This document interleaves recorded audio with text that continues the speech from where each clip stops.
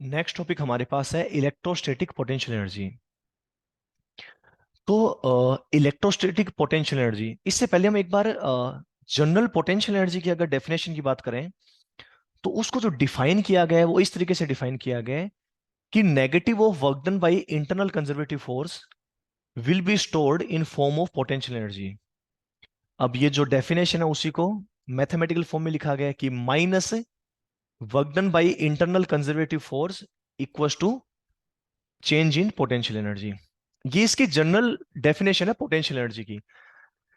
Absolute potential energy define होती ही नहीं है। हम हमेशा जो कैलकुलेट करते हैं वो क्या कैलकुलेट करते हैं? Change in potential energy calculate करते हैं। क्लियर है? एब्सोल्यूट पोटेंशियल एनर्जी डिफाइन नहीं होती है, हमेशा change in potential energy calculate किया जाता है।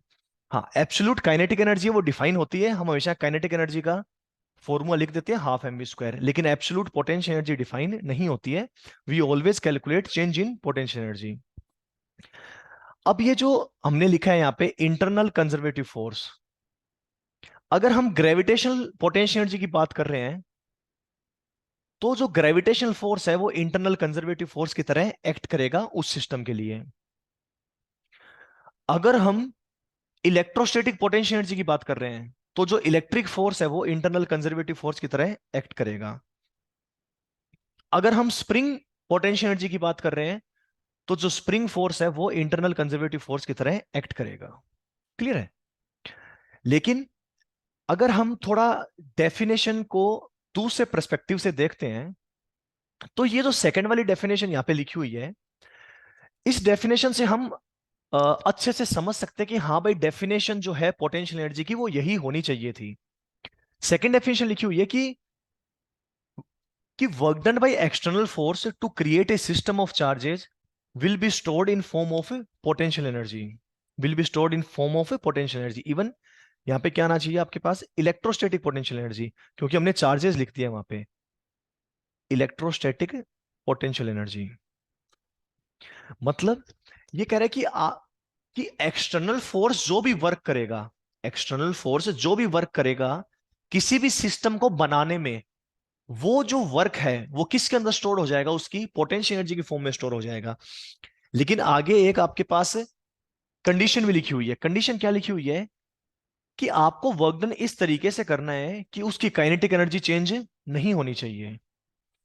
देखिए, डेफिनेशन को एक समझते हैं हम लोग कि देखो, हम किसी भी सिस्टम के ऊपर हम वर्क करने लग रहे हैं तो वो वर्क है वो किसी ना किसी फॉर्म के अंदर स्टोर तो होगा, क्योंकि हमें पता है कि टोटल एनर्जी है, टोटल वर्क है, वो हमेशा कंजर्व रहता है।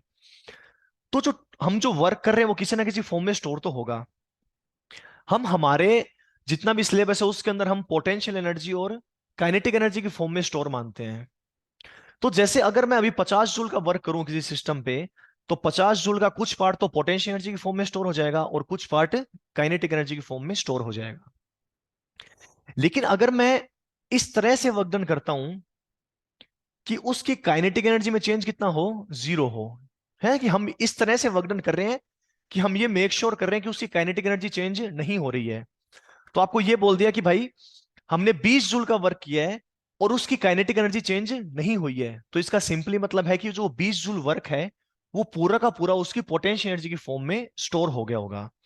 तो अगर हम यहां इस डेफिनेशन से लिखें तो हम लोग क्या लिख सकते हैं कि work done by external force, ये सीधा का सीधा किसके अंदर स्टोर हो जाएगा? उसकी पोटेंशियल एनर्जी के अंदर। Work done by external force equals to delta U. Clear है ये? बस हमने इसके अंदर कंडीशन क्या लगाई है कि काइनेटिक एनर्जी है उसके अंदर कोई भी चेंज नहीं हो रहा है। क्लियर है? अगर काइनेटिक एनर्जी भी चेंज अगर हो जाएगी तो उसका कुछ पार्ट तो काइनेटिक एनर्जी में स्टोर हो जाएगा और कुछ पोटेंशियल एनर्जी में। हम इस तरह से वर्क कर रहे हैं कि उसके ऊपर जो उसकी काइनेटिक एनर्जी वो चेंज नहीं हो रही है, पूरा का पूरा वर्क डन है वो किसके अंदर स्टोर हो रहा है? उसकी पोटेंशियल एनर्जी के अंदर स्टोर हो रहा है। क्लियर है? चलिए, अब इसी डेफिनेशन को लेके चलते हैं और हम लोग फॉर्मूले का डेरिवेशन करते हैं। फॉर्मूला आपके एग्जाम पॉइंट ऑफ व्यू से इतना जो डेरिवेशन है वो एग्जाम पॉइंट ऑफ व्यू से इतना जरूरी नहीं है, लेकिन बोर्ड्स वगैरह में पूछा जा सकता है और एक कंसेप्ट की क्लैरिटी आ जाएगी कि हाँ भाई, इसी तरीके से होना चाहिए सब कुछ। हम चार्जेस का सबसे आसान सिस्टम लेके चलते हैं कि, और एक चीज और है कि potential energy always defined for a system. यहां पे सिस्टम का मतलब क्या है? At least two charges, at least two charges. बेटा अकेला जो चार्ज है, एक single charge electric field generate कर सकता है KQ/R²। अकेला चार्ज पोटेंशियल भी जनरेट कर सकता है KQ/R। लेकिन अकेले चार्ज की पोटेंशियल एनर्जी डिफाइन नहीं होती है। पोटेंशियल एनर्जी हमेशा एक सिस्टम के लिए डिफाइन होती है, सिस्टम ऑफ चार्जेस के लिए डिफाइन होती है। और उसका मतलब कम से कम कितने चार्ज होने चाहिए? दो चार्ज। तो चार्जेस का सबसे आसान हम सिस्टम लेते हैं, उसके लिए डेरिवेशन करते हैं। यहां पे एक चार्ज हमने ले लिया Q1 और दूसरा चार्ज हमने ले लिया Q2। इनके बीच की जो डिस्टेंस है R है। अब ये जो सिस्टम बना है, इसकी पोटेंशियल एनर्जी हमें कैलकुलेट करनी है, इसकी हमें पोटेंशियल एनर्जी कैलकुलेट करनी है। तो हम डेफिनेशन से चलते हैं एक बार। चलिए, कि ये जो सिस्टम है Q1 Q2 और इनके बीच में डिस्टेंस है R। ये सिस्टम क्रिएट करने में एक्सटर्नल फोर्स का कितना वर्कडन होगा? Condition applied, change in kinetic energy zero होना चाहिए। क्लियर है? अब ध्यान से देखिए कि ये सिस्टम क्रिएट करना है अपने को। तो मैं मान लेता हूं कि जो Q1 और Q2 चार्ज है वो कहां पे रखे हुए हैं? इनफाइनाइट पे रखे हुए हैं। Q1 Q2 चार्ज कहां पे रखे हुए हैं? इनफाइनाइट पे। अब इनफाइनाइट से लाके और इनको ये सिस्टम हमें क्रिएट करना है। सिस्टम क्रिएट करने में एक्सटर्नल फोर्स कितना वर्क करेगा? तो पहले हम Q1 को लेके आ रहे हैं, Q1 को लेके आ रहे हैं। तो बेटा अगर Q1 को यहां तक हम ला रहे हैं, यहां तक हम Q1 को ला रहे हैं, तो जब Q1 आ रहा है रास्ते में, Q1 आ रहा है ऐसे, तो उसके ऊपर फोर्स कितना लग रहा है? बेटा Q1 को लेके आ रहे हैं तो उसके ऊपर कोई फोर्स तो लग ही नहीं रहा है। इधर देखिए, अगर हमें डेल्टा के जीरो रखना है, डेल्टा के क्या रखना है? जीरो। तो हमें एक्सटर्नल जो टोटल वर्कडन है, जो नेट वर्कडन है, नेट वर्कडन अपने को क्या रखना पड़ेगा बेटा? नेट वर्कडन हमें जीरो रखना पड़ेगा। नेट वर्कडन जीरो कब रहेगा? जब उसके ऊपर नेट फोर्स क्या हो बेटा? नेट फोर्स जीरो हो। यानी कि हमें, जब हम आप कोई भी चार्जेस को ला रहे हो इनफाइनाइट से, तो उसके ऊपर नेट फोर्स आपको कितना रखना है? जीरो रखना है। बेटा जब Q1 आ रहा है तो उसके ऊपर कोई भी इलेक्ट्रिक फोर्स तो लग ही नहीं रहा है, क्योंकि Q2 तो वहां पे अभी है ही नहीं। Q2 तो कहां पे रखा हुआ है? इनफाइनाइट पे रखा हुआ है। आप ऐसे मत सोचो सर Q1 Q2 दोनों इनफाइनाइट पे हैं तो Q2 तो फोर्स लगा रहा होगा। मतलब Q1 अलग इनफाइनाइट है, Q2 अलग इनफाइनाइट है। इनफाइनाइट तो डिफाइन होता ही नहीं है। तो जब Q1 को आप लेके आ रहे हो, Q1 ऐसे आ रहा है, आता जा रहा है डर ऐसे कर करके, ठीक है, Q1 आ रहा है तो उसके ऊपर इलेक्ट्रिक फोर्स कितना है? जीरो। हमें नेट फोर्स भी जीरो रखना है। तो नेट फोर्स भी जीरो रखना है तो हमें एक्सटर्नल फोर्स भी कितना अप्लाई करना पड़ेगा? जीरो। ताकि उस पर नेट फोर्स कितना हो जाए? जीरो। यानी कि Q1 को लाने में हमें कोई वर्क डन करना ही नहीं पड़ेगा। यानी कि W1 कितना आएगा? जीरो। लेकिन लेकिन लेकिन बेटा अगर आप जब Q2 को लेके आ रहे हो, तो Q2 को लेके आ रहे हो तो Q1 वहां पहले से उसका इंतजार कर रहा है। तो बेटा Q2 के ऊपर मान लेते हैं कि Q2 को हम X डिस्टेंस पे लेके आ गए हैं। तो Q2 के ऊपर Q1 पहले से फोर्स लगा रहा होगा।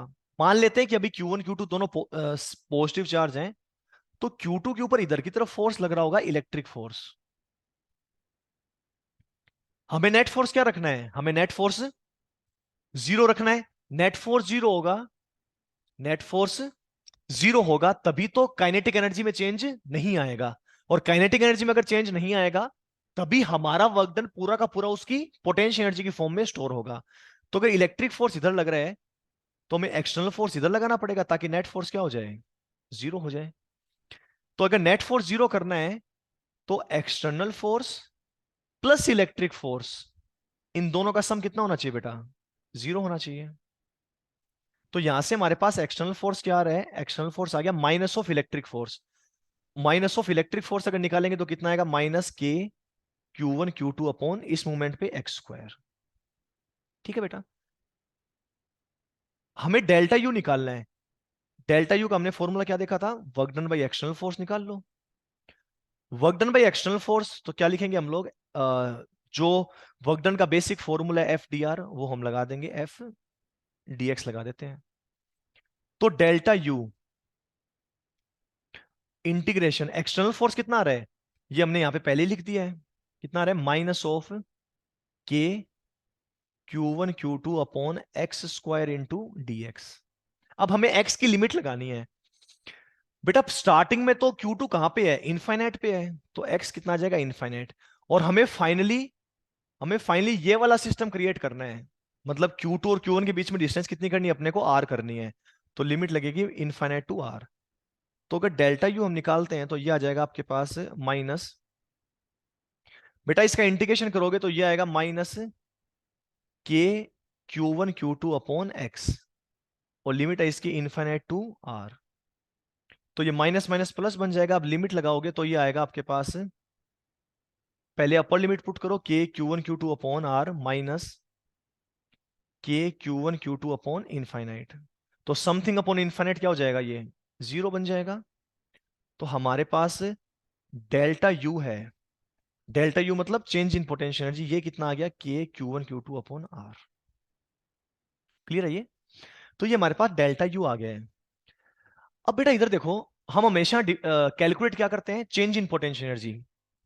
लेकिन सर हमने 11th क्लास में तो ऐसा पढ़ा था कि अगर कोई यहाँ पे m मास है, ये h हाइट है, तो इसकी पोटेंशियल एनर्जी mgh होती है। ये तो हमने पढ़ा था, बिल्कुल पढ़ा था बेटा।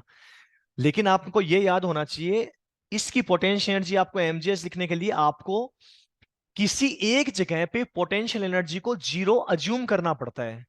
और जिस पोजीशन पे हम लोग पोटेंशियल एनर्जी को जीरो अज्यूम करते हैं उसको हम बोलते हैं रेफरेंस पॉइंट। जो कि जनरली हम ग्राउंड पे पोटेंशियल एनर्जी को जीरो क्या मानते थे हम लोग, जीरो मानते थे, मतलब ग्राउंड को हम रेफरेंस मानते थे। तो बेटा जो ये डेल्टा यू है, ये हो जाएगा you final minus U initial. ये क्या हो जाएगा, के Q1 Q2 upon are.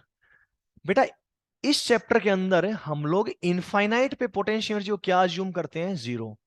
Potential energy infinite पे जीरो होती है या हम अज्यूम कर रहे हैं, हम अज्यूम कर रहे हैं। क्योंकि आपको, अगर आप पोटेंशियल एनर्जी लिखना चाहते हो, अगर आप पोटेंशियल एनर्जी लिखना चाहते हो तो अगर आप पोटेंशियल एनर्जी लिखना चाहते हो तो आपको कहीं ना कहीं पे रेफरेंस मानना पड़ेगा। जैसे हम ग्रेविटेशन के अंदर हम लोग ग्राउंड पे पोटेंशियल एनर्जी को जीरो मानते थे, यहां पे हम कहां मान रहे हैं, इनफाइनाइट पे। तो इनफाइनाइट का मतलब इनिशियल कहां था, इनिशियल इनफाइनाइट ही था। तो आपके पास इनिशियल क्या बन गया, जीरो, क्योंकि इनिशियली हम इनफाइनाइट से लेके आ रहे थे, यू फाइनल। तो फाइनली हमारे पास फॉर्मूला क्या आ गया, के Q1 Q2 upon are. Clear है? याद रखना, ये फॉर्मूला कब वैलिड है, जब हमने इनफाइनाइट पे पोटेंशियल एनर्जी को कितना अज्यूम किया, हमने जीरो। मतलब हमने इनफाइनाइट को इस बार क्या मान रखा है, हमने रेफरेंस मान रखा है। क्लियर है ये? तो हमारे पास अब फाइनली फॉर्मूला ये आ गया कि अगर ऐसा सिस्टम है, एक पॉइंट चार्ज यहां पे और एक पॉइंट चार्ज यहां पे है, इनके बीच की डिस्टेंस कितनी है, आर है। तो इस सिस्टम की पोटेंशियल एनर्जी कितनी होती है बेटा, के Q1 Q2 अपॉन आर। ठीक है बेटा, पोटेंशियल एनर्जी है वो स्केलर क्वांटिटी होती है ना, हमको पता ही है। तो प्लस माइनस साइन का बहुत ही इंपॉर्टेंट होता है, प्लस माइनस को ऐसे इग्नोर नहीं कर सकते हो। ठीक है? तो जो Q1 एंड Q2 है, ये भी आपको विद साइन पुट करने हैं। Q1 Q2 with sign put करने हैं, अगर पॉजिटिव है तो पॉजिटिव, नेगेटिव है तो नेगेटिव। क्लियर है? तो ये आ जाएगा आपके पास potential energy of two point charge system. ये हमारे पास है पोटेंशियल एनर्जी। जो सबसे बेसिक हमारे पास है, जो सबसे बेसिक हमारे पास चार्जेज का सिस्टम है, उसकी पोटेंशियल एनर्जी का फॉर्मूला आ गया है। Q1 Q2 दो चार्ज हैं, kept at a distance r, then potential energy of this system is k Q1 Q2 upon r. Condition applied, we are assuming reference at infinite. Reference means that potential energy at reference is zero. Clear है बेटा? चलिए अब हम एक बार work done की बात भी कर लेते हैं। जैसे हमने work done by external force क्या आया था हमारे पास, work done by external force क्या आया था, डेल्टा यू, मतलब U final minus U initial. और हमें पता है कि टोटल वर्क डन कितना आता है, जीरो। मतलब work done by external force, और दूसरा फोर्स कौन सा लग रहा था, इलेक्ट्रिक फोर्स। तो work done by external force plus work done by electric force कितना हो जाएगा, जीरो। तो आपके पास work done by electric force कितना आ जाएगा बेटा, minus work done by external force. तो आपके पास work done by electric force अगर देखें तो ये माइनस, ये कितना आ रहा है आपके पास, U final minus U initial. तो work done by electric force कितना आ जाएगा आपके पास, U initial minus U final. Clear है? ये जो दोनों फॉर्मूले हैं, ये दोनों फॉर्मूले आपको याद होने चाहिए। एक्सटर्नल फोर्स का वर्क डन क्या आता है? You final minus U initial. और इलेक्ट्रिक फोर्स का वर्क डन कितना आएगा? यू इनिशियल माइनस से यू फाइनल। क्लियर है ये? ओके। हम फॉर्मूला देख चुके हैं कि दो कोई पॉइंट चार्जेस है तो उनके सिस्टम की पोटेंशियल एनर्जी के Q one Q two upon R होती है। अब हम लोग बेसिकली पोटेंशियल एनर्जी और पोटेंशियल, या फिर अगर हम बोलें कि इलेक्ट्रोस्टैटिक पोटेंशियल एनर्जी और इलेक्ट्रोस्टैटिक पोटेंशियल, इसके बीच के अंदर हम एक रिलेशन कैलकुलेट करना चाहते हैं कि ये दोनों आपस में कैसे रिलेट होंगे। क्लियर है? अब जैसे कि अपने को फॉर्मूला तो पता ही है पोटेंशियल एनर्जी का। इस फॉर्मूले को एक दूसरे तरीके से हम डराइव करने की कोशिश करते हैं, है ना, पोटेंशियल की फॉर्म में। जैसे पॉइंट ए है, जैसे मैं पोटेंशियल एनर्जी लिखना चाहता हूं पॉइंट, इस सिस्टम की अगर पोटेंशियल एनर्जी लिखना चाहते हैं हम, तो पहले चार्जेस कहाँ कहाँ पे रखे हुए हैं, दो तरीके से लिखेंगे। देखो, पॉइंट ए पे रखा हुआ है और पॉइंट बी पे रखा हुआ है। तो हम कैसे कर सकते हैं कि पॉइंट ए पे कितना चार्ज रखा हुआ है? Q1, तो वो Q1 चार्ज लिख दो, मल्टीप्लाइड बाई ये Q1 चार्ज कहां पे रखा हुआ है? पॉइंट ए पे। तो जिस पॉइंट पे रखा हुआ है उस पॉइंट का पोटेंशियल। क्लियर है? या फिर आप, ये पॉइंट ए की ऐसी क्या खास बात है, हम तो पॉइंट बी के लिए भी कर सकते हैं। बिल्कुल, potential energy of system calculate कर रहे हैं हम लोग। पोटेंशियल एनर्जी ऑफ सिस्टम, ये सारी सिस्टम की है। हम पॉइंट बी के लिए बात करें, पॉइंट बी पे कितना चार्ज रखा हुआ है? Q2 मल्टीप्लाइड बाई ये Q2 चार्ज कौन से पॉइंट पे रखा हुआ है? बी पे, तो उस पॉइंट का पोटेंशियल। क्लियर है? आप सोल्व कीजिए, दोनों तरीके से फॉर्मूला क्या आने वाला है? सेम ही आएगा, Q1 मल्टीप्लाइड बाई, अब अगर पॉइंट ए पे पोटेंशियल देखेंगे वो तो किसकी वजह से आएगा? Q2 की वजह से आएगा। ये आर डिस्टेंस है, तो बेटा पॉइंट ए पे पोटेंशियल कितना आ जाएगा? के Q2 डिवाइडेड बाई आर। आप ध्यान से देखिए, फॉर्मूला फिर से वही आ गया है, के Q1 Q2 अपॉन आर। यहां से अगर देखें हम लोग, फॉर्मूला तो वही आना चाहिए, Q2 मल्टीप्लाइड बाई वीबी। वीबी मतलब पोटेंशियल एट पॉइंट बी। तो अगर पॉइंट बी पे पोटेंशियल देखेंगे तो वो Q1 की वजह से आएगा। क्या फॉर्मूला होता है? के Q1 अपॉन आर। यानी कि पोटेंशियल एनर्जी का फिर से फॉर्मूला क्या आ गया हमारे पास? के Q1 Q2 upon are. Clear है? तो अगर इन दोनों फॉर्मूलों को हम लोग देखते हैं तो हमारे पास ये समझ में आ गया कि जो पोटेंशियल एनर्जी उसका फॉर्मूला होता है charge multiplied by potential. Charge multiplied by potential. तो तो ये हमारे पास फॉर्मूला आ गया। हमारे लिए ज्यादा इंपॉर्टेंट फॉर्मूला ना चेंज का रहता है। तो U equals to Q V है, तो डेल्टा U इक्वस टू क्या आ जाएगा? Q into delta we. Clear है ये? तो अगर हम यहां पे देखें कि आपके पास U final minus U initial, तो इसको क्या लिख सकते हैं हम लोग? Q V final minus V initial. Clear है? बेटा अगर हम वर्क डन के फॉर्मूले फिर से लिखना चाहें, ध्यान से देखिए, work done by external force, क्या फॉर्मूला लिखा था हमने ऊपर? U final minus U initial. U final minus U initial को क्या लिख सकते हैं? Q into V final minus V initial. और अगर हम work done by electric force का लिखें, work done by electric force, वो फॉर्मूला क्या था? U initial minus U final. इसको हम लोग क्या लिख सकते हैं? Charge multiplied by U initial minus U final, sorry, V initial minus V final, है ना, V initial minus V final. ये फॉर्मूले इंपॉर्टेंट है, आपको याद होने चाहिए अच्छे से, बिल्कुल। क्लियर है? ये पूरा फॉर्मूला आपको याद होना चाहिए। वो तो डिपेंड करता है कि आपको पोटेंशियल गिवन है या पोटेंशियल एनर्जी गिवन है। तो work done by external force U final minus U initial, या फिर Q into V final minus V initial. और work done by electric field उल्टा हो जाएगा, हमें पता है दोनों का सम जीरो आता है, उल्टा हो जाएगा, U initial minus U final, Q into V initial minus V final. Clear है? चलिए एक बेसिक सा क्वेश्चन करते हैं कि आपको change in potential energy calculate करनी है। दो पार्ट है, एक बार तो पॉजिटिव चार्ज ले रखा है और एक बार नेगेटिव चार्ज ले रखा है। कि पॉइंट ए से बी पे जा रहा है तो आपको चेंज इन पोटेंशियल एनर्जी निकालनी है। तो पहले ए के लिए बात करते हैं। चेंज निकालना है मतलब फाइनल माइनस इनिशियल, तो डेल्टा यू इक्वल्स टू, देखो यहाँ पे वो from point A to point B, मतलब ए से बी जा रहा है तो फाइनल क्या हो गया? बी हो गया, तो यू बी माइनस यू ए। तो अगर इसके लिए फॉर्मूला लिखेंगे तो क्या लिखा जाएगा? Q into V B minus V A. तो अगर ए पार्ट देखें तो ए पार्ट के लिए चार्ज कितना है, 2.2 into 10⁻⁶ multiplied by V B minus V A, ये कितना गिवन आपको 24। तो अगर इसको मल्टीप्लाई करोगे 24 इंटू 2 कितना हो गया 48, 8 24 कितना हो गया 48, 48 और 4 52, तो ये आ जाएगा 52.8 इंटू 10⁻⁻⁶ जूल। या फिर जनरली एक ही डिजिट रखते हैं डेसिमल से पहले, तो 5.28 इंटू 10⁻⁻5 जूल एनर्जी है, पोटेंशियल एनर्जी, तो यूनिट क्या आ जाएगी इसकी, जूल। क्लियर है।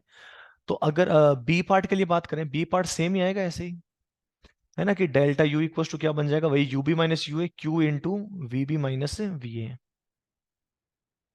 तो चार्ज, इस बार चार्ज आपको नेगेटिव दे रखा है, कितना गिवन है ये, -1.1 इंटू 10⁻⁻⁶ मल्टीप्लाइड बाई 24।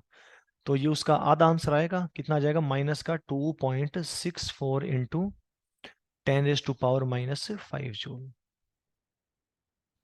क्लियर है ये। तो अगर आप देखें तो पार्टिकल है वो जो भी चार्ज है वो ए से बी पे जा रहा है, और बी का पोटेंशियल ज्यादा है ना, 24 वोल्ट है। तो अगर पॉजिटिव चार्ज हायर पोटेंशियल पे जाता है ना, ए से बी जा रहा है, और वीबी माइनस वी ए पॉजिटिव है 24, यानी कि बी का पोटेंशियल ए से ज्यादा है, मतलब ए से बी जा रहा है, लोअर पोटेंशियल से हायर पोटेंशियल की तरफ जा रहा है। तो अगर पॉजिटिव चार्ज की बात करें तो पोटेंशियल एनर्जी क्या हो रही है, इंक्रीज हो रही है, और नेगेटिव चार्ज की बात करें तो पोटेंशियल एनर्जी क्या हो रही है, डिक्रीज हो रही है। तो अगर पॉजिटिव चार्ज लोअर पोटेंशियल से हायर पोटेंशियल जाता है तो पोटेंशियल एनर्जी इंक्रीज होगी, और अगर नेगेटिव चार्ज लोअर पोटेंशियल से हायर पोटेंशियल जाता है तो पोटेंशियल एनर्जी डिक्रीज होगी। क्लियर है ये। इतनी कोई खास बात नहीं, अपने को तो फॉर्मूला पता है ना, U इक्वल टू क्या होता है, Q इंटू वी। तो अगर आप पोटेंशियल इंक्रीज होता है, पोटेंशियल इंक्रीज होता है और चार्ज पॉजिटिव है ना, चार्ज क्या ले रहे हैं हम लोग, पॉजिटिव, तो पोटेंशियल इंक्रीज होने पे पोटेंशियल एनर्जी भी इंक्रीज होगी, और पोटेंशियल डिक्रीज होने पे पोटेंशियल एनर्जी भी डिक्रीज होगी। लेकिन अगर चार्ज नेगेटिव है तो पोटेंशियल इंक्रीज होने पे पोटेंशियल एनर्जी डिक्रीज हो जाएगी, क्योंकि वो माइनस में इंक्रीज होगी, और पोटेंशियल डिक्रीज होने पे पोटेंशियल एनर्जी इंक्रीज हो जाएगी, है ना, क्योंकि वो माइनस में धीरे धीरे जीरो की तरफ जाता जा रहा है। क्लियर है ये।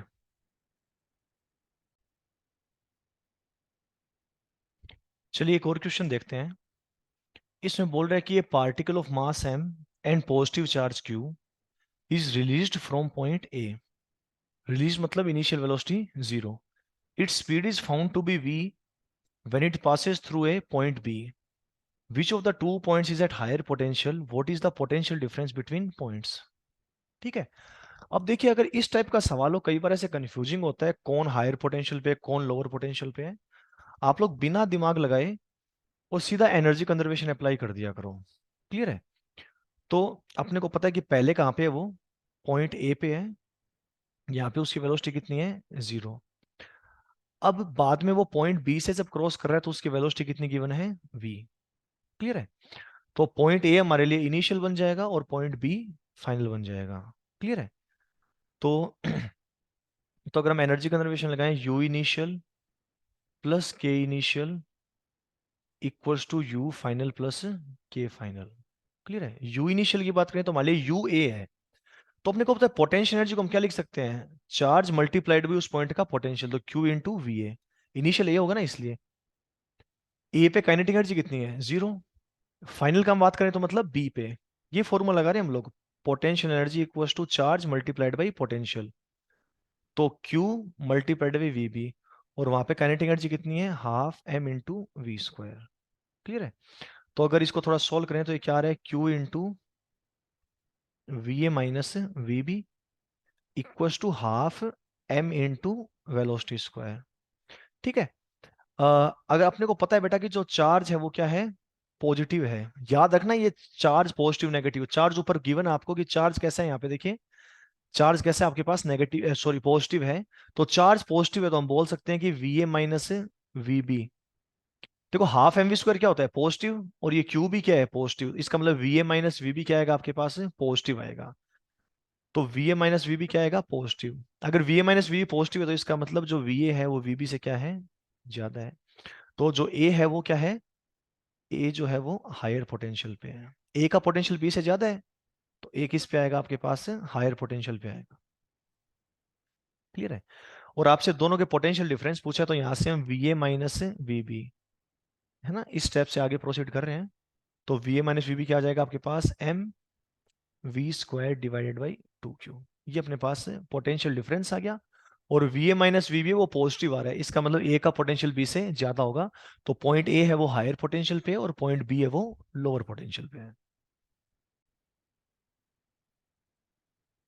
हम दो एग्जाम्पल ले रहे हैं, और दोनों ही एग्जाम्पल में दो दो क्वेश्चन है, मतलब टोटल 4 क्वेश्चन है। इन चारों में हमें सिस्टम की पोटेंशियल एनर्जी कैलकुलेट करनी है। ये जो आपको ए और बी पार्ट दिख रहा है, ये दोनों होलो स्फीयर हैं। जो स्फीयर है, स्फीयर का चार्ज है Q1, और जो आपके पास ये Q2 चार्ज रखा हुआ है, ये मान लेते हैं कि पॉइंट ए पे रखा हुआ है, दोनों ही केस में पॉइंट ए पे है। और एक पॉइंट चार्ज रखा हुआ है Q2, और स्फीयर का चार्ज कितना है आपके पास है, Q1 है। दोनों ही केस के अंदर आपको सिस्टम की पोटेंशियल एनर्जी कैलकुलेट करनी है। क्लियर है। पहले केस ए की बात करते हैं। याद रखिए, पोटेंशियल एनर्जी कैलकुलेट करने का मैं आपको वही तरीका बता रहा हूं। Potential energy equals to charge multiplied by जिस पॉइंट पे वो रखा गया है उस पॉइंट का पोटेंशियल, Q इंटू वी। अब इधर देखिए, जैसे हम वहां पे कर रहे थे, Q1 Q2 दो पॉइंट चार्ज थे। तो अगर दोनों पॉइंट चार्ज हो, तो किसी कोई भी एक चार्ज ले लो, और जिस पॉइंट पे वो रखा गया है उस पॉइंट का पोटेंशियल से मल्टीप्लाई कर दो, आंसर आ जाता है। आप यहाँ पे देखो, तो एक तो पॉइंट चार्ज है, और एक क्या है, स्फीयर है। तो आपके पास चॉइस नहीं है कि हम किसको लें, आपके पास मजबूरी हो गई है कि एक ही पॉइंट चार्ज है, तो उसी पॉइंट चार्ज से आपको लेना पड़ेगा। तो अगर केस ए की बात करें, तो पॉइंट चार्ज क्या हो गया, Q2 मल्टीप्लाइड बाई ये जिस पॉइंट पे रखा हुआ है उस पॉइंट का पोटेंशियल। ये पॉइंट ए पे रखा हुआ है, तो पॉइंट ए का पोटेंशियल।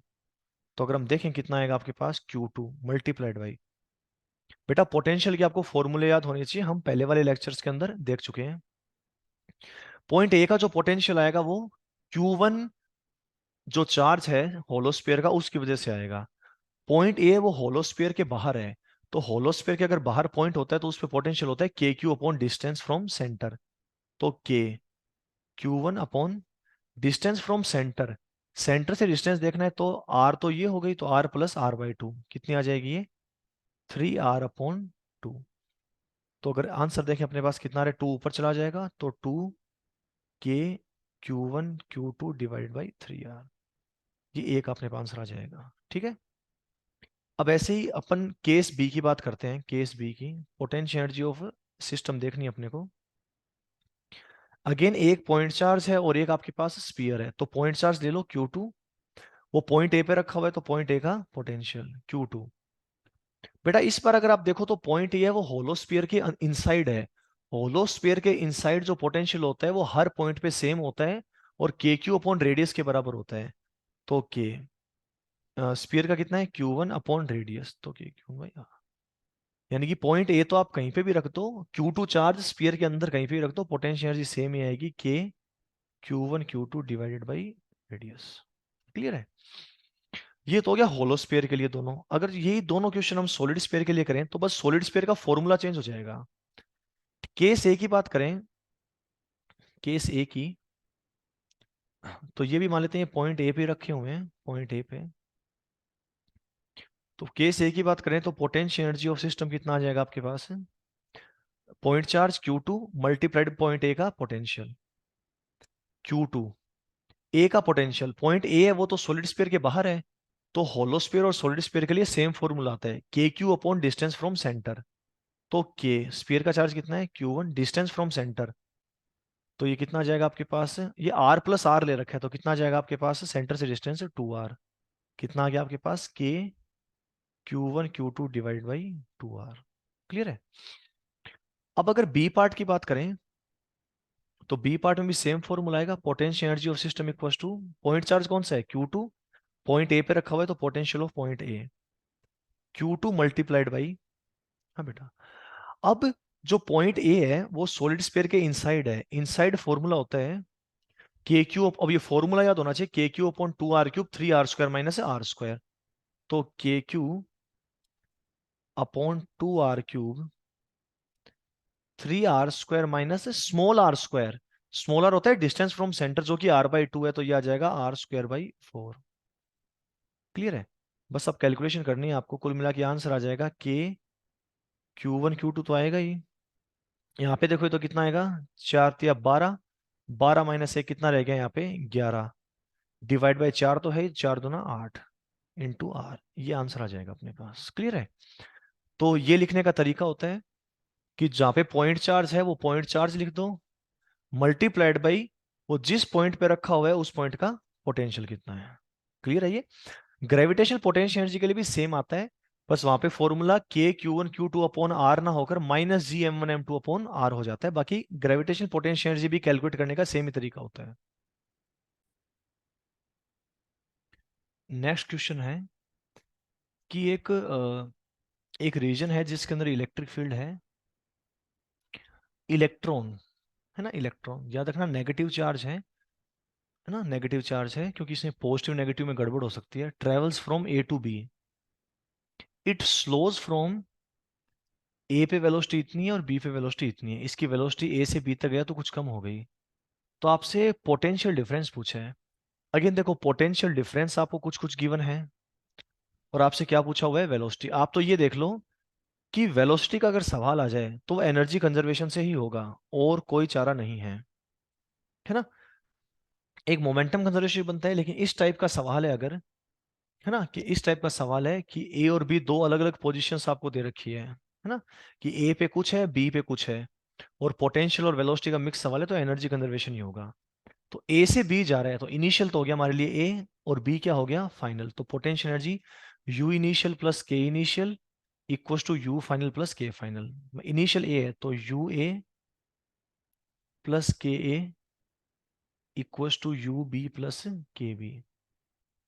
पोटेंशियल एनर्जी को अपने को पता है क्या लिखते हैं, charge multiplied by V A plus A पे काइनेटिक एनर्जी, तो half mass of electron into A पे वेलोसिटी कितनी बेटा, 6.1 इंटू 10⁻⁶ का whole square equals to U B, यानी कि Q into V B plus B पे कितना है आपके पास, 1/2 mass of electron into B की वेलोसिटी कितनी है आपके पास, 4.5 इंटू 10⁻⁶। क्लियर है? आप मास ऑफ इलेक्ट्रॉन कितना लोगे आप, वैसे ऐसा क्वेश्चन आएगा तो गिवन आता है, लेकिन फिर भी याद रखो 9.1 into 10⁻⁻31 kilogram. Charge, charge electron का बेटा विद साइन लेना है, तो -1.6 इंटू 10⁻⁻19 कूलम, ये आपको लेना पड़ेगा। और आपसे अ, अगर आप इसको सोल्व करते हैं तो इधर देखिए, आप कैलकुलेशन लंबी जाएगी थोड़ी, तो ये जो Q है और इसको B को इधर ले लो, तो ये आ जाएगा आपके पास V A minus V B. इस स्टेप से आगे फॉरवर्ड कर रहे हैं, V A minus V B equals to 1/2 ME, और यहाँ पे भी स्क्वायर आएगा, इंटू 10⁻12, ये कॉमन आ गया, मल्टीप्लाइड बाई 4.5 का स्क्वायर माइनस 6.1 का स्क्वायर। क्लियर है? चलिए, तो अब अपने दिख गया answer, V A minus V B पूछा, आएगा तो नेगेटिव ही, तो V A minus V B equal to क्या आ जाएगा आपके पास, 1/2 ME into 10⁻12, 4.5 square minus 6.1 square divide by electron का चार्ज है, वो विद माइनस साइन आएगा, माइनस लगा दिया, 1.6 इंटू 10⁻⁻19। क्लियर है? डेटा ऐसे रैंडम ले रखा है, इसलिए कैलकुलेशन है वो थोड़ी कॉम्प्लेक्स बन रही है। आप इसको सोल्व करने ना, ये अप्रोक्सीमेटली लगभग 48 के आसपास आएगा, माइनस ये आप लोगे तो आपके पास ये अप्रोक्सीमेटली माइनस का 48 वोल्ट के आसपास आएगा। क्लियर है? ये एनर्जी कंजर्वेशन पे एक और क्वेश्चन है कि हमारे पास टोटल 3 चार्ज हैं, दो तो क्यू चार्ज हैं, एक ये हो गया, एक ये हो गया आपके पास। अब ये दोनों क्यू चार्ज है ना, ये फिक्स्ड है ना, हमने इनको पकड़ के रखा हुआ है, इनको मूव करने की परमिशन नहीं है। अब ये जो माइनस क्यू नोट है ना, ये फ्री है, ये कहीं पे भी मूव कर सकता है। और ये तीनों चार्ज ना ऐसे टेबल के ऊपर रखे हुए हैं, है ना। आप ऐसा नहीं है कि इसके ऊपर ऐसे mg का इफेक्ट नहीं लेना है ना, टेबल के ऊपर रखे हुए हैं, टेबल पे मूव कर रहे हैं। अब पहले तो क्वेश्चन बाद में पढ़ेंगे, पहले तो देखियो, अगर इस क्यू नोट को यहाँ से रिलीज किया हमने, है ना, इसको यहाँ से रिलीज कर दिया है, तो रिलीज करेंगे तो इसके ऊपर एक तो फोर्स इधर से लगेगा, दूसरा फोर्स इधर से लगेगा। दोनों सेम फोर्स लगेंगे क्योंकि डिस्टेंस भी क्या है, सेम है। तो जो हॉरिजॉन्टल वाले कंपोनेंट होंगे वो तो क्या हो जाएंगे, कैंसिल आउट। जो सिर्फ वर्टिकल वाला कंपोनेंट है वो बचेगा। तो ये जैसे आप इसको रिलीज करोगे, किसी भी पार्टिकल को रिलीज करते हैं तो जिस डायरेक्शन में फोर्स एक्ट करता है वो उसी डायरेक्शन में मूव करने लग जाता है। तो नीचे की तरफ फोर्स लगेगा तो ये नीचे जाएगा, तो फिर नीचे की तरफ फोर्स लगता रहेगा, लगता रहेगा, लगता रहेगा। तो जब ये पॉइंट बी को क्रॉस कर रहा होगा, उस मोमेंट पे आपको इसकी स्पीड कैलकुलेट करनी है, ठीक है। तो अगेन आपको मैं बोल रहा हूँ कि ए और बी दो अलग अलग पोजीशन की बात हो रही है। पॉइंट ए पे उसकी वेलोसिटी 0 है और पॉइंट बी पे आपको उसकी वेलोसिटी कैलकुलेट करनी है। दो अलग अलग पोजीशन की बात है, तो हम लोग एनर्जी कंजर्वेशन यूज में लेंगे। यहाँ की वेलोसिटी को मैं वी बोल देता हूँ। तो पॉइंट ए पे तो इनिशियल, पॉइंट बी पे तो फाइनल। तो अगर हम लोग एनर्जी कंजर्वेशन लगाएं, क्या लिखेंगे, you A plus K A, ये U initial plus K initial equal to U final plus K final. A पे पोटेंशियल एनर्जी की बात करें तो वहां पे चार्ज रखा हुआ है minus Q not, multiplied by उस पॉइंट का पोटेंशियल, मल्टीप्लाइड बाई उस पॉइंट का पोटेंशियल। तो अगर उस पॉइंट के पोटेंशियल की अगर हम लोग बात करें, तो यहाँ पे दो पोटेंशियल आए गए है ना, दोनों क्यू की वजह से। तो अगर ये डिस्टेंस देखें तो ये 4 है और 3 है, तो ये आ जाएगी आपके पास 5 है, और इधर वाले भी कितनी आ जाएगी आपके पास, 5 है। क्लियर है। तो अगर हम लोग डिस्टेंस लिखें,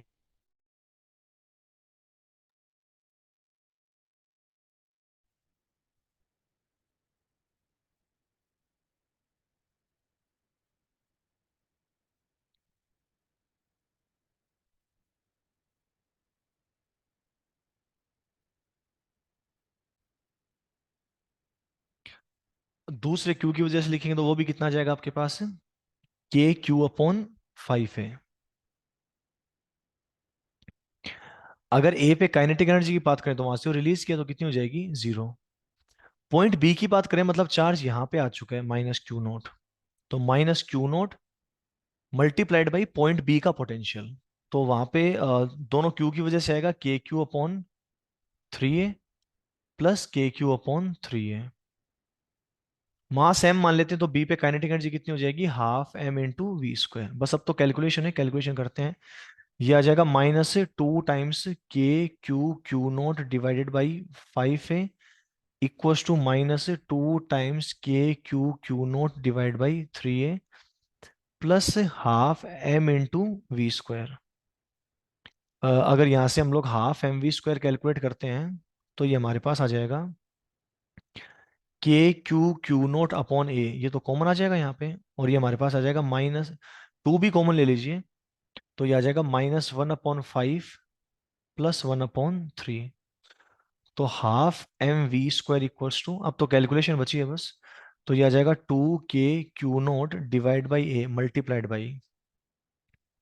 तो अगर ये देखते हैं तो ये हमारे पास आ जाएगा आपके पास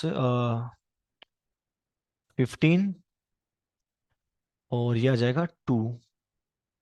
क्लियर है। तो अगर इसको सोल्व करके हम लोग यहाँ से v निकालते हैं तो ये आएगा 8 के Q naught divided by 15 ma, और इसका रूट। तो पोटेंशियल का सवाल चल रहा हो, है ना, चार्जेस मूव कर रहे हो दो अलग अलग पोजीशंस, है ना। आप ऊपर के 2-3 क्वेश्चंस के अंदर देखें, दो अलग अलग पोजीशंस की बात हो रही है, ए पे इतना है तो बी पे कितना होगा। तो इस टाइप के सवालों तो आपको एनर्जी कंजर्वेशन से करना होता है। काइनेटिक एनर्जी हर बार हाफ एम वी स्क्वायर ही लिखनी है, बस पोटेंशियल एनर्जी उसको चार्ज मल्टीप्लाइड बाय जिस पॉइंट पे वो चार्ज रखा गया है उस पॉइंट का पोटेंशियल, ये पोटेंशियल एनर्जी लिखने का तरीका है। चलिए, अपने पास एक क्वेश्चन है कि एक बुलेट है जिसका मास 2 ग्राम है और 10 मीटर पर सेकंड से वो मूव कर रही है। आगे बोला है कि यदि बुलेट के पास चार्ज 2 माइक्रोकूलम का हो तो इसे कितने पोटेंशियल डिफरेंस से एक्सलेट करना पड़ेगा ताकि इसके पास सेम स्पीड आ जाए। अब इसका सॉल्यूशन में एक लाइन लिखी हुई है, ये लाइन आपको याद होनी चाहिए, बिल्कुल इसी तरह की लैंग्वेज लिखी आती है कि अगर एक कोई चार्ज रेस्ट पे है ना, चार्ज किस पे है, रेस्ट पे है, और इसको v पोटेंशियल डिफरेंस से हम एक्सलेट कर देते हैं, तो उसके पास कितनी काइनेटिक एनर्जी आती है, qv काइनेटिक एनर्जी आ जाती है। क्लियर है। अब ये आपको याद रखना है, बिल्कुल एनर्जी कंजर्वेशन से याद आता है, u initial plus K initial equal to u final plus K final करोगे तो आपके पास डायरेक्ट वो आ जाएगा, काइनेटिक एनर्जी उसके पास से qv आ जाएगी। क्लियर है। याद रखना है कि अगर कोई चार्ज रेस्ट पे है और उसको v पोटेंशियल डिफरेंस से आपने एक्सलेट कर दिया है, तो उसके पास कितनी काइनेटिक एनर्जी आ जाएगी, qv काइनेटिक एनर्जी आ जाएगी। स्टार्टिंग में वो रेस्ट पे था। अब क्वेश्चन पढ़िए, ये कह रहे हैं कि 2 ग्राम की जो बुलेट है वो 10 मीटर पर सेकंड से जा रही है, अगर तो 2 ग्राम की बुलेट 10 मीटर पर सेकंड से जा रही है तो उसके पास कुछ ना कुछ काइनेटिक एनर्जी होगी, हाफ एम वी स्क्वायर लगा देंगे। तो ये कह रहे हैं कि अगर मान लेते हैं कि एक सेकंड सिचुएशन अज्यूम करते हैं कि उस बुलेट के पास 2 माइक्रोकूलम का चार्ज है, तो उसको कितने पोटेंशियल डिफरेंस से एक्सलेट किया जाए ताकि उसके पास सेम काइनेटिक एनर्जी आ जाए। तो दोनों केस की काइनेटिक एनर्जी हम क्या कर देंगे, सेम कर देंगे। पहले केस में कितनी आएगी, half M into V square equal to Q into V, 1/2। Mass उसके पास 2 ग्राम, किलोग्राम में चेंज करेंगे, मल्टीप्लाइड बाई 10⁻³ स्पीड कितनी थी, 10 इक्वल्स टू चार्ज, चार्ज है उसके पास 2 माइक्रोकूलम, तो 2 × 10⁻⁻⁶। बस आपको यहाँ पे v कैलकुलेट करना है, तो v आ जाएगा आपके पास 0.5 इंटू ये 10/10⁻⁶। तो कुल मिला के आपके पास आ रहा है ये 0.5 इंटू 10⁻⁵। तो ध्यान से देखिए, इसको हम क्या लिख सकते हैं, 50 kV। तो अगर अब 10 ग्राम की सॉरी 2 ग्राम की बुलेट 10 मीटर पर सेकंड से मूव कर रही है, अगर उतनी काइनेटिक एनर्जी आपको 2 माइक्रोकूलम की बुलेट के लिए लाना है, तो उसको आपको 50 kV से उसको एक्सलेट करना पड़ेगा, तब उतनी काइनेटिक एनर्जी अटेन होगी। चलिए एक और क्वेश्चन है। क्वेश्चन कह रहा है कि हमारे पास 2 पार्टिकल हैं, दोनों का मास सेम है, 5-5 ग्राम है, दोनों पे चार्ज मैग्नीट्यूड वाइज सेम है, लेकिन उनका साइन अलग अलग है, एक पे पॉजिटिव है दूसरे पे उतने अमाउंट में नेगेटिव है।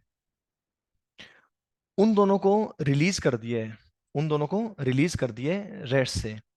रिलीज किया तो उन दोनों के बीच की डिस्टेंस 1 मीटर थी, ऑब्वियसली वो ऑपोजिट चार्ज है तो एक दूसरे को अट्रैक्ट करेंगे। अट्रैक्ट होते होते उनके बीच की डिस्टेंस 50 सेंटीमीटर हो गई, उस वक्त उनके पास कुछ ना कुछ स्पीड भी आ जाएगी, तो स्पीड कैलकुलेट करनी है। मैं मास एम मान लेता हूँ, वैल्यू बाद में पुट कर देंगे।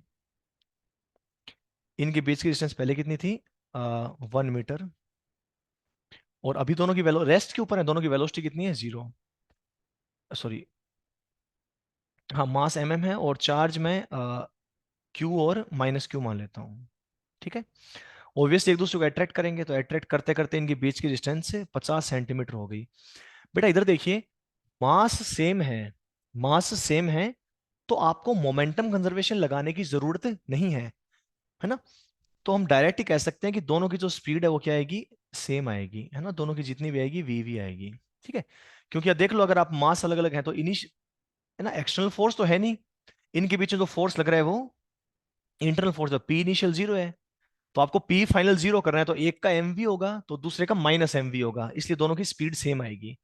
अगर दोनों एक का मास एम होता, एक का 2m होता, तो आपको मोमेंटम कंजर्वेशन लगाना पड़ता। क्लियर है। अब ये जो डिस्टेंस है कितनी हो गई है, ये 1/2 मीटर हो गई है। क्लियर है। अगेन आपको लगाना क्या है बेटा, energy conservation.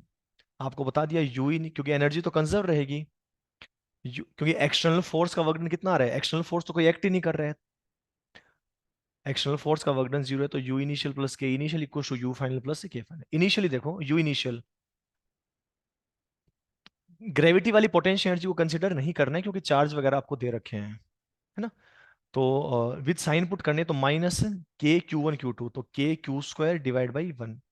Initial kinetic energy 0, final देखोगे तो माइनस KQ² / 50 सेंटीमीटर, उसको मैं 1/2 लिख रहा हूँ, फाइनल काइनेटिक एनर्जी दोनों की हाफ एम वी स्क्वायर आएगी, तो मैं पहले 2 से मल्टीप्लाई कर रहा हूँ, 1/2 m × v²। क्लियर है? अब तो बस कैलकुलेशन है। तो ये आ जाएगा -2, ये -2 हो जाएगा, इधर जाएगा तो +2 हो जाएगा। तो ये आपके पास बचेगा k² अपॉन m, और इसका रूट, ये आएगी आपके पास स्पीड। क्लियर है? अगर आप चाहो तो सबकी वैल्यू पुट कर सकते हो बेटा। k कितना होता है हमारे पास, 9 × 10⁻⁴। चार्ज आपको दे रखे हैं इन्होंने 4 × 10⁻⁵, डिवाइडेड बाई मास गिवन है आपको 5 ग्राम, तो 5 × 10⁻⁻3। क्लियर है? तो अगर आप ये वैल्यू पुट करते हैं तो ये आ जाएगा 9 × 4 = 36। तो ये ऊपर तो अगर आप देखोगे तो ये 36/5 बन रहा है, मल्टीप्लाइड बाई, अगर 10 की पावर देखोगे तो ऊपर जाएगा तो ये नॉर्थ इन कितना हो गया, 12, 12 - 5 कितना हो गया, 7। एक काम करो, 10⁻⁶ कर लो ऐसे रूट लगा के। ठीक है? तो अगर इसको डिवाइड 10⁻³ तो बाहर आ गया, रूट के अंदर अगर आप देखो तो ये आ रहा है 72 के आसपास आने लग रहा है। कितना रहे, 72। तो 72 का लगभग देखेंगे तो ये 8 और 9 के बीच का आएगा, तो 8.5 के आसपास आएगा। तो 8.5 × 10⁻³ मीटर पर सेकेंड।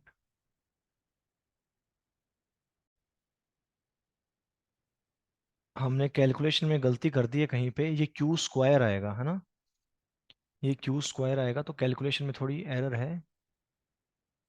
तो अगर ये Q² आएगा अपने पास,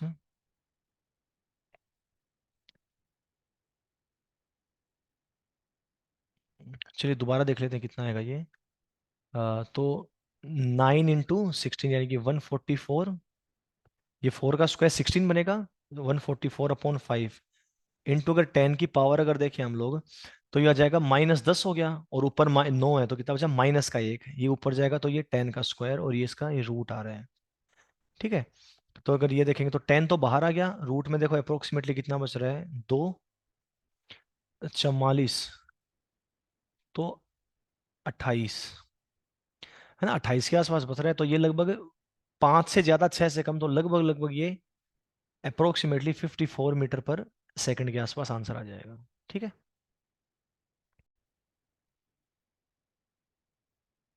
चलिए एक और क्वेश्चन है, ये भी प्रीवियस ईयर आया हुआ क्वेश्चन ही है। Plus charges +q and -q are placed at points A and B। तो यहाँ पे एक +q चार्ज रखा हुआ है, और B पे क्या रखा हुआ है, एक -q charge, respectively, which are at a distance 12। A और बी के बीच की डिस्टेंस 12 है। C is the mid point. तो ये डिस्टेंस कितनी हो गई, L। तो ये डिस्टेंस भी कितनी हो गई, L, है ना? सी इनका मिड पॉइंट है, तो ऑब्वियसली जो रेडियस है वो भी किसके इक्वल आ गई बेटा, L के इक्वल आ गई।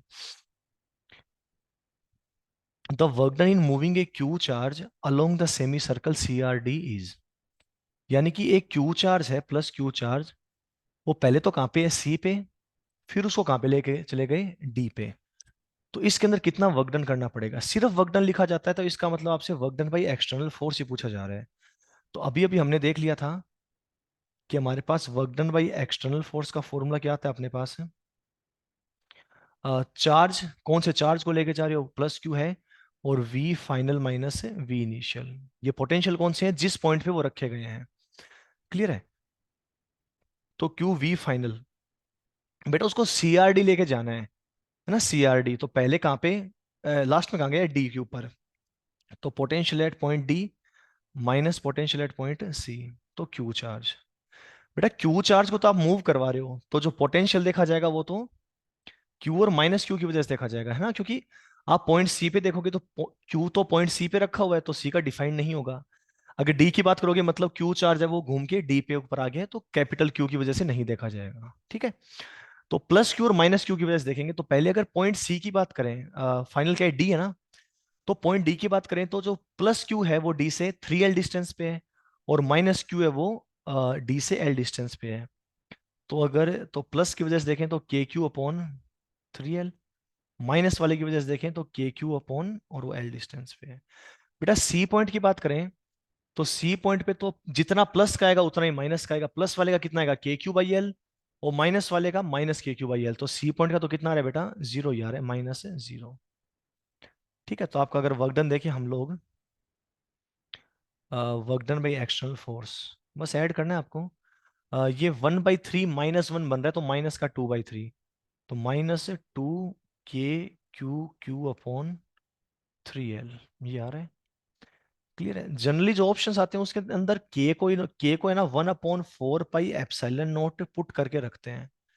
ठीक है, पुट कर दीजिए, तो 1/4 पाई एप्सिलॉन नॉट पुट करोगे तो 2 कैंसिल हो जाएगा, तो ये आ जाएगा आपके पास क्यू क्यू डिवाइड बाई, है ना, के की वैल्यू ईयर पुट कर दो 1/4 पाई एप्सिलॉन नॉट, तो ये बन जाएगा 6 pi epsilon naught into L, ये फाइनल आंसर आएगा। क्लियर है, सिंपल क्वेश्चन है बिल्कुल। Work done by external force पूछा था, तो U final minus U initial, यानी Q into V final minus V initial. Next topic है हमारे पास potential energy of group of charges. जैसे कि पहले हमने दो पॉइंट चार्ज लिए थे Q1 और Q2, जिनके बीच की डिस्टेंस थी R। तो हमारे पास पोटेंशियल एनर्जी कितनी थी, K Q1 Q2/R। अब जैसे तीन चार्ज रखे हुए हैं, तो हमारे पास दो चार्ज के लिए तो फॉर्मूला है, लेकिन तीन चार्ज के लिए फॉर्मूला नहीं है। तो हम क्या करेंगे, दो दो के पेयर बनाने पड़ेंगे अपने को दो दो के पेयर बनाने पड़ेंगे।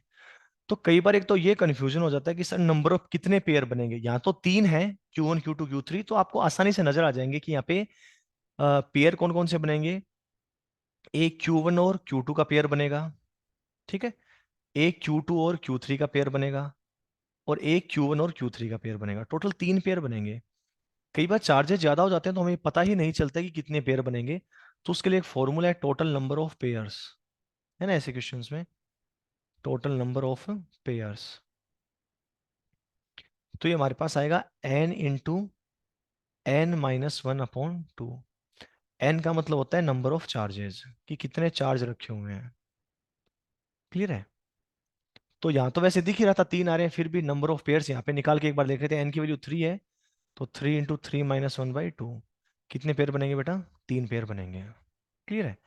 तो अगर सिस्टम की पोटेंशियल एनर्जी लिखने हम स्टार्ट करें, तो पहले Q1 Q2 वाला पेयर लो, तो K Q1 Q2 divided by R1। फिर Q2 Q3 वाला पेयर ले लो, तो K Q2 Q3, और Q2 और Q3 के बीच में डिस्टेंस कितनी है, R2, प्लस Q1 Q3 वाला रह गया, तो K Q1 Q3 divide by R3, ये आंसर आ जाएगा। क्लियर है। तो अगर हमारे पास दो से ज्यादा पॉइंट चार्ज हैं तो दो दो के पेयर बनाने पड़ेंगे। नंबर ऑफ पेयर्स निकालने का एक फॉर्मूला है n × n-1/2। इससे आप ये आपको पहले ही पता चल जाएगा कितने पेयर बनेंगे, तो उतने पेयर बनाओ, है ना, उतने पेयर ढूंढो कितने पेयर बन जाएंगे, है ना, कि मतलब नंबर ऑफ पेयर्स तो आ ही जाएंगे, तो उतने पेयर आपको ढूंढ के निकालने ही पड़ेंगे, है ना।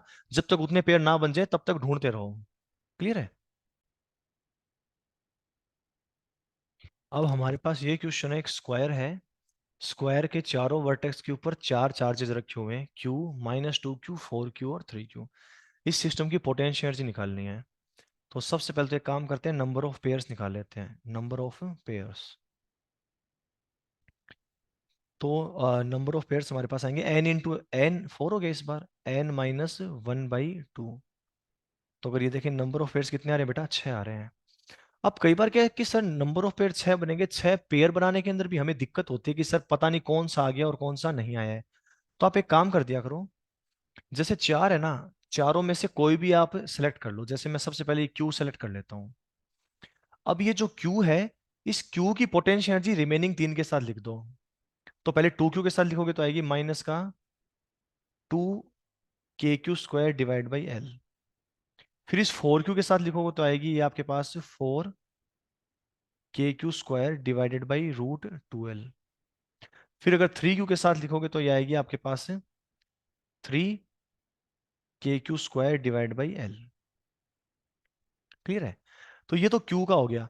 अगर बेटा Q का हो गया तो Q को भूल जाओ, जैसे Q है ही नहीं, है ना, क्योंकि आप Q का तो सबके साथ इंटरेक्शन एनर्जी लिख चुके हो, पोटेंशियल एनर्जी लिख चुके हो। Q को भूल जाओ। अब तीन पेयर बन गए, तीन हो आएंगे। अगला नंबर लो आप -2Q का। अब -2Q के जितने पेयर बन सकते हैं बना लो। Q को हटा चुके हो, है ना, Q को काउंट नहीं करना है, तो -2Q का मैं 4Q के साथ लूंगा, तो ये आएगा माइनस का KQ1 Q2 अपन आ रही अप्लाई करें, तो माइनस का 8 KQ² डिवाइड बाई एल।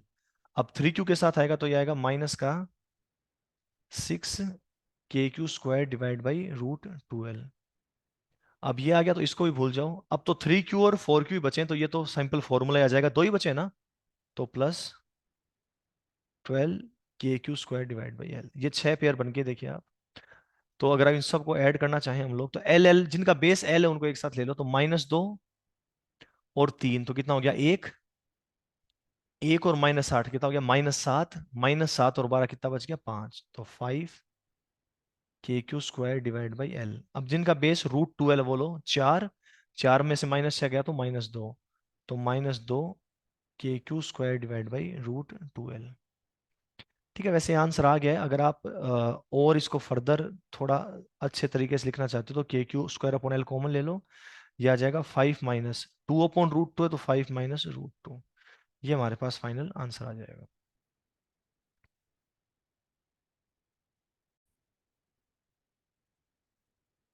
चलिए अगला क्वेश्चन लेते हैं कि एक स्क्वायर है जिसकी साइड लेंथ एल है और हर वर्टेक्स पे सेम चार्ज क्यू रखा हुआ है, इसकी पोटेंशियल एनर्जी निकालनी है। वैसे इसका टफ वाला सवाल हम कर चुके हैं जिसमें चारों चार्ज हमने अलग अलग लिए थे, लेकिन फिर भी इसको एक सोल्व करते हैं और एक हम ट्रिक निकालना चाहते हैं एक स्पेशल केसेस के लिए। ठीक है, चलिए एक बार सोल्व करते हैं, फिर हम इससे कुछ रिजल्ट पे पहुंचेंगे। अगर बनाए तो 6 पेयर बनेंगे, तो पहले इसका ले लो तीनों के साथ, ये आएगा। पहले इससे स्टार्ट कर लेते हैं। तो तीनों के साथ लिख लो KQ² upon L plus KQ² divide by √12 और plus KQ² divide by L. ठीक है, ये गया। दूसरे को लो, इसके दो के साथ लिखो KQ² upon L plus KQ² divide by √12। चलिए ये भी गया। अब दो बचे तो KQ² बाई एल। ठीक है, बिल्कुल पीछे वाला किया था वैसे ही। चलिए फाइनल आंसर तक पहुंच जाते हैं। तो एल वाले तो 4 हैं, तो 4 times KQ² divide by L. ये दो हैं, तो इनको ऐड करोगे तो ये आएगा √2 KQ² divide by L. Clear है? तो आप चाहो तो KQ² अपॉन एल को कॉमन ले लीजिए, या आपके पास आंसर आ जाएगा 4 प्लस √2। ठीक है। ठीक है, वैसे तो आंसर आ जाएगा, लेकिन इसके लिए एक तरीका अपना रहे हैं हम कि कि अगर रेगुलर पॉलीगन है कोई अपने पास, कैसा है, रेगुलर पॉलीगन है ना। रेगुलर रेगुलर पॉलीगन का मतलब जैसे 3 साइड है तो इक्विलेटरल ट्राइंगल हो गया, 4 साइड है तो स्क्वायर हो गया, 5 साइड है तो रेगुलर पेंटागन हो गया, रेगुलर हेक्सागन हो गया। इनके लिए रेगुलर पॉलीगन है, और एक कंडीशन और है, same charges on each vertex.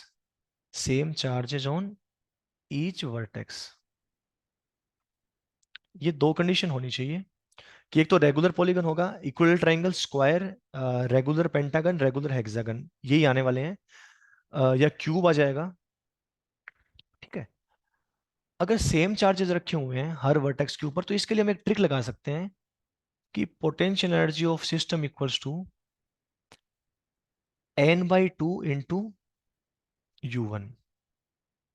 n/2 into U1। यहाँ पे n का मतलब क्या हो जाएगा, n का मतलब हो जाएगा नंबर ऑफ चार्जेस। n का मतलब हो जाएगा नंबर ऑफ चार्जेस, और U1 का मतलब हो जाएगा potential energy of any one charge. कि देखो सारे चार्ज वो तो सिमेट्रिकल है, तो किसी भी एक चार्ज की पोटेंशियल एनर्जी लिख दो और उसको n/2 से मल्टीप्लाई कर दो। क्लियर है? ये टू का आपको लॉजिक शायद समझ में भी आने लग गया होगा कि आप जितने भी इंटरेक्शन लिखोगे वो सारे दो दो बार काउंट होने वाले हैं, सारे दो दो बार काउंट होंगे। इसलिए हमने क्या कर दिया, दो से डिवाइड कर दिया है। जैसे कि अगर इसी क्वेश्चन को हम फिर से करके देखते हैं, इसी क्वेश्चन को फिर से करके देखें, तो ये क्यू चार्ज रखे हुए हैं, है ना, सारी साइड सेम है और सेम चार्ज रखे हुए हैं, तो potential energy of system n/2, number of charge कितने, 4/2, मल्टीप्लाइड बाई किसी भी एक की पोटेंशियल एनर्जी लिख दो। जैसे इस किसी भी एक के लिए को सेम आएगी, इसकी लिख देते हैं, तो इसकी 3 के साथ लिखनी है, पहले के साथ कितनी आएगी, KQ² divide by L plus KQ² divide by √2l plus KQ² divide by L. ये आ गया अपने पास। देखिए एक बार आंसर कितना आ रहा है ये, KQ² अपॉन L कॉमन ले लीजिए आप। तो एक और एक दो बचेगा, अंदर दो मल्टीप्लाई होगा तो 4, और दो मल्टीप्लाई होगा तो √2। देखिए पुराने वाला ही आंसर आपके पास आ रहा है। क्लियर है? तो आप कब ये फॉर्मूला लगा सकते हो? सारी साइड सेम हो, सारी साइड सेम हो और हर वर्टेक्स के ऊपर सेम चार्ज रखा हो। हमारे पास एक क्यूब है जिसकी साइड लेंथ कितनी है? L, और 8 वर्टेक्स हैं। 8 के 8 के ऊपर सेम चार्ज क्यों रखे हुए हैं? तो इस सिस्टम की आपको पोटेंशियल एनर्जी कैलकुलेट करनी है। तो अब जो हमने जो ट्रिक लगाई थी वो n/2 × U1 वाली, वो चॉइस नहीं है, वो मजबूरी बन गई है। क्योंकि अगर नंबर ऑफ पेयर्स देखोगे तो n × n−1/2 से n की वैल्यू 8 हो गई, तो 28 पेयर बन रहे हैं। 28 पेयर बनाने के अंदर बहुत ज्यादा टाइम लग जाएगा। तो हम देख सकते हैं कि सब सारी साइड सेम है, पूरी एकदम सिमेट्री नजर आ रही है, और हर एक वर्टेक्स के ऊपर सेम चार्ज है। तो n/2 × U1, n कितना है? 8, तो 8/2 × U1, यानी कि 4 × U1। U1 मतलब किसी भी एक चार्ज की पोटेंशियल एनर्जी, तो 4 × U1। 4 आ गया। अब U1 किसी भी एक चार्ज को ले लो, मैं इस चार्ज को ले लेता हूँ। ये वाला चार्ज आपने ले लिया। इससे देखो बेटा, इसके अलावा 7 चार्ज और बच गए हैं, है ना? एक तो खुद आ गया, 7 और बच गए हैं। अब सातों के साथ इसकी पोटेंशियल एनर्जी लिखनी पड़ेगी। अब ध्यान से देखो, इसकी लिख रहे हैं तो ये वाला चार्ज, ये वाला चार्ज और ये चार्ज, तो 7 में से 3 चार्ज हैं वो तो L डिस्टेंस पे हैं। तो मैं 3 × KQ² अपॉन L ये लिख सकता हूं, प्लस 3 तो आ गए, 4 और बाकी हैं। 1, 2 और 3। ये तीनों चार्ज अगर आप देखो तो ये फेस का डायगोनल बन रहे हैं। फेस डायगोनल बन रहे हैं मतलब √2L डिस्टेंस पे है। जैसे ये वाली डिस्टेंस आप देखोगे तो ये फेस का डायगोनल बन रहा है। डिस्टेंस कितनी आएगी? ये √2L। तो ये तीन तीन लिख दिया, तीनों को एक साथ ही, KQ² / √2L, प्लस एक और रह गया। एक बेटा ये वाला रह गया। तो ये वाला अगर आप देखोगे तो बेटा ये बॉडी डायगोनल बनने लग रहा है, बॉडी डायगोनल। तो अगर आप डिस्टेंस निकालोगे तो ये वाली डिस्टेंस कितनी आ रही है? √2L। ये वाली कितनी आ रही है? L। तो पाइथागोरस लगाओगे तो ये बॉडी डायगोनल कितना आ जाता है? √3L। आपको याद भी होना चाहिए, फेस डायगोनल √2L होता है क्यूब के अंदर, और बॉडी डायगोनल सबसे लंबी जो साइड होती है वो √3L होती है। तो ये एक ही है, ये तो KQ² / √3L। क्लियर है? तो आप चाहो तो थोड़ा अच्छे सोल्व भी कर सकते हो। 4 तो है ही। KQ² / L, ये बेटा कॉमन ले लीजिए, अंदर बच जाएगा आपके पास है 3 + 3/√2 + 1/√3। ठीक है? ये आपके पास फाइनल आंसर आ जाएगा।